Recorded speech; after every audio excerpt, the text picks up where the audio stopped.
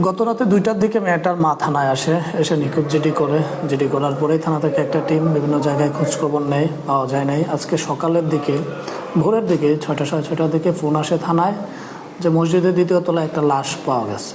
তারপর থানা থেকে টিম যায়, আমি নিজে যাই, গিয়ে দেখি মসজিদের 2য় তলায় লাশটা উপর করা অবস্থায় ছিল। আপনারা এই আলামত দেখে কি ধরনের ধারণা হচ্ছে? প্রাথমিকভাবে মনে হচ্ছে অবশ্যই মার্ডার, আর পোস্টমর্টম করার পরে আরও বিস্তারিত জানা যাবে। আর এদিকে আমাদের সিআইডি ক্রাইম সিন ইউনিটও আসতেছে, তারাও পর্যবেক্ষণ করলে বোঝা যাবে অন্য কোনো কিছু কিনা। এমনি কি আমরা দর্শন বলতে পারি? এখনই বলাটা আগেই বলে ফেলা হয়ে যাবে, এটা আরও পরে বলা উচিত, নিশ্চিত হওয়ার পরে। আর মার্ডার বলতে পারেন।